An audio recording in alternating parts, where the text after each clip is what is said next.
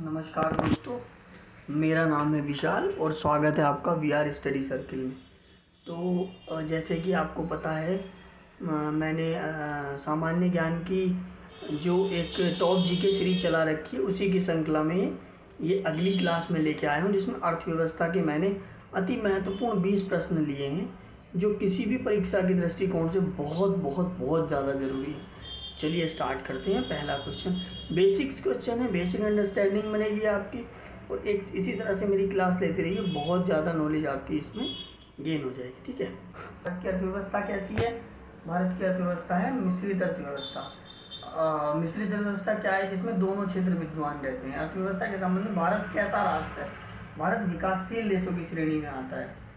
भारत की जीडीपी यानी सकल घरेलू उत्पाद में कितना योगदान सबसे ज़्यादा किसका है? सबसे ज़्यादा है तृतीय क्षेत्र का, जिसे सेवा क्षेत्र कहते हैं। ठीक है, 55%। उसके बाद कृषि, उसके बाद द्वितीय क्षेत्र जो है उसका 29.6 है। 296% नहीं है, ये 29.6 है। अब है बंद अर्थव्यवस्था किसे कहते हैं? बंद अर्थव्यवस्था कहते हैं, बंद अर्थव्यवस्था किसे कहते हैं? जिसमें न तो आयात होता है न निर्यात होता है, यानी विश्व से कोई संबंध ही नहीं होता आपका। ठीक है, नेक्स्ट स्लाइड। भारत को किस अर्थव्यवस्था की रूप से परिभाषित किया गया है? श्रम आधिक्य वाली अर्थव्यवस्था कहते हैं भारत की। ये है श्रम आधिक्य वाली अर्थव्यवस्था भारत की। ठीक है, प्राकृतिक संसाधन पूंजी निर्माण बाजार का आकार, यानी किस देश का आर्थिक विकास किस चीज़ पर निर्भर करता है कि उसको वहाँ का प्राकृतिक संसाधन कहता है। जैसे वहाँ पर खनिज कैसे हैं, वहाँ का वन कितने हैं, वहाँ पर उपजाऊ भूमि कितनी है। ठीक है, पूंजी निर्माण, वहाँ का पैसा, वहाँ का जो धन है, जो पूंजी है। ठीक है, एसेट वहाँ पे कैसी है, बाज़ार किस तरह का है, किस तरह का वहाँ पर वहाँ की करेंसी का किस तरह का आकार है। ठीक है, किस तरह की उसकी वैल्यू है। वैश्वीकरण का क्या अर्थ है? अर्थव्यवस्था के टर्म्स में वैश्वीकरण क्या होता है? घरेलू अर्थव्यवस्था का वैश्विक अर्थव्यवस्था के साथ एकीकरण, इंटीग्रेशन होना। भारत की कुल श्रम शक्ति का कितने प्रतिशत भाग कृषि में लगा हुआ है? लगभग 54% भाग कृषि में लगा हुआ है। ठीक है, भारत में किस प्रकार की बेरोजगारी अधिक है? भारत में किस प्रकार की बेरोजगारी अधिक है? भारत में संरचनात्मक बेरोजगारी अधिक है, जो अर्थव्यवस्था में होने वाले संरचनात्मक बदलाव के कारण होती है। ठीक है, नेक्स्ट स्लाइड।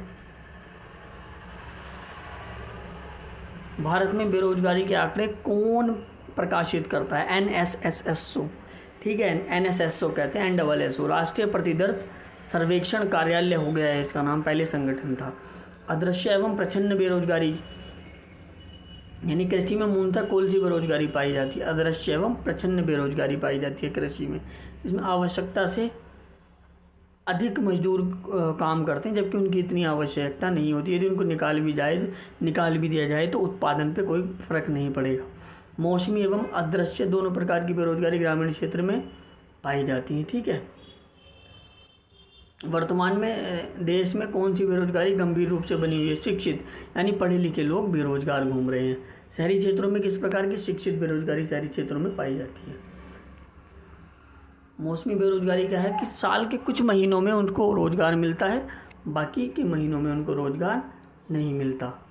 प्रच्छन्न बेरोजगारी, अल्प रोजगार किस बेरोजगारी के नाम से जाना? प्रच्छन्न बेरोजगारी को अल्प रोजगार के नाम से भी जाना जाता है। नीति आयोग, यानी भारत में गरीबी रेखा का निर्धारण कौन करता है? नीति आयोग करता है।